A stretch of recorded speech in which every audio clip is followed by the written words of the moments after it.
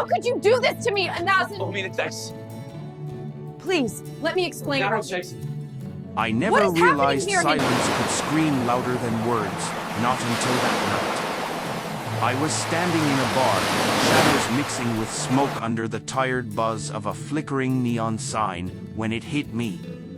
Silence wasn't just quiet. It was destructive. It could shatter everything. And that night, it did. I saw her, my wife, Maya, the woman I had promised forever to. She was at a table, her fingers laced with another man's, laughing in that familiar way that used to belong to me. I hadn't even planned to be there. I was only killing time while waiting for Greg to finish his late shift nearby. One drink, I told myself. The place reeked of old whiskey and stale cigarettes, the floor creaking under every step, a bar we had been to together countless times. But that night, she wasn't supposed to be there. She had told me she was stuck at work, buried in deadlines. And yet, there she was.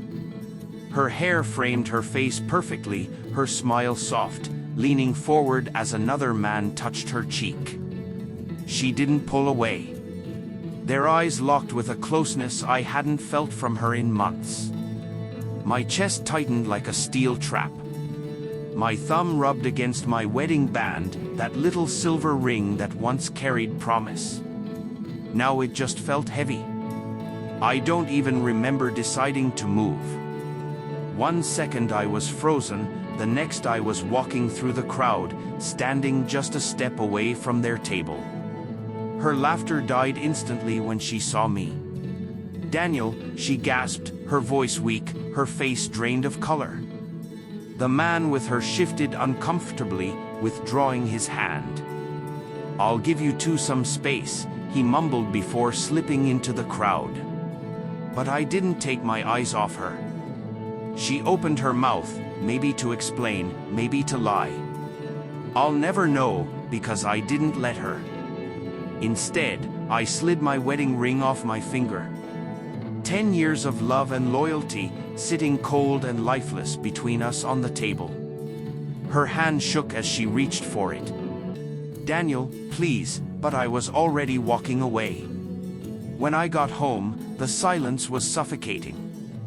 The house felt foreign, like I had stepped into someone else's life. The wedding photos, the vacations, birthdays, every smiling moment, they all looked fake now. I sank into the couch and stared at the front door. Half of me prayed she wouldn't come back. The other half dreaded she wouldn't.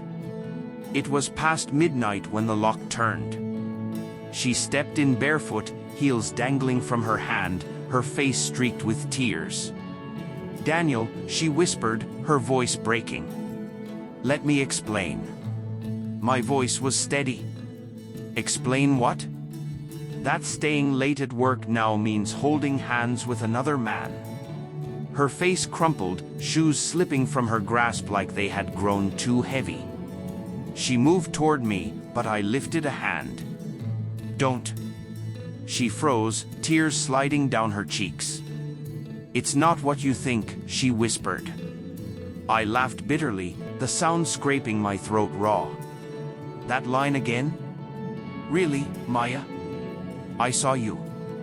I saw how you looked at him. You haven't looked at me like that in years." Her sob broke into hiccups. "I was lonely, Daniel." That word hit me harder than anything. Lonely. We sat in silence, the air thick with everything unspoken. Then, in a broken voice, she confessed, "It's been going on for 3 months." My stomach dropped, even though I had already known. 3 months, I repeated, the words like poison. While I was working myself sick to keep us afloat. While I was planning an anniversary trip. While I was still believing in us. She buried her face in her hands. "I never meant for it to happen. He listened to me. He made me feel seen." "Seen?" I snapped. "And what was I, Maya?" invisible? Her sobs filled the room, but I couldn't move toward her this time. I just stared at her, realizing the woman across from me wasn't the woman I had married. That night I lay awake while she cried beside me. My mind replayed every memory, our first date, the proposal, the house we bought, her hand in mine at my father's funeral. Were those moments real? Or just stepping stones to betrayal? I wanted to believe she had truly loved me once. But all I saw was her laughing with him at that bar, eyes glowing in a way they hadn't for me in years. The next evening she tried again. "Daniel, please," she begged, tears streaking her face. "I don't want to lose you. I'll end it. I'll do anything." I looked at her, really looked. She wanted forgiveness, for me to pretend I hadn't seen what I saw. "You ended it the moment you chose him," I said quietly. "You ended us the second you let him touch you in a way only I should." Her sobs grew heavier. "Please don't throw this away." "Throw it away?" My voice rose. "You already did." Days blurred into weeks. We lived like strangers, silent meals, empty conversations. Every time I saw her, I saw him. I thought about staying for the house, for the years, for the history. But staying felt like being trapped in a mausoleum, surrounded by ghosts of something already dead. So one night, I packed a bag.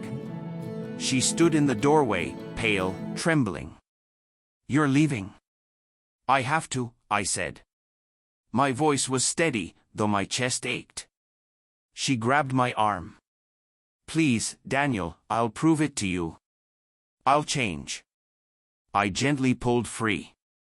"You can't undo this, Maya. You can't unmake the choice you made." Her sobs echoed as I walked out the door. I moved into a small downtown apartment, quiet, empty. Some nights I lay awake wondering if I'd done the right thing. But every time I closed my eyes, I saw that bar, her hand in his, her laughter. I saw myself leaving my ring on the table. And I knew, sometimes love doesn't end with screaming. Sometimes it ends in silence, when you finally realize the person you loved is gone, replaced by someone you no longer recognize. Weeks later, she came to my apartment. Her hair was disheveled, her face pale, but her eyes still pleaded.